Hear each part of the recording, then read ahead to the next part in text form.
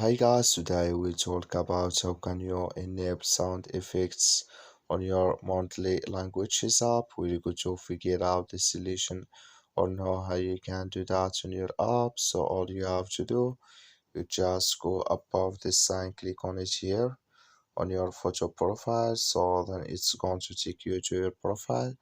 Then all you have to do, you just go down here.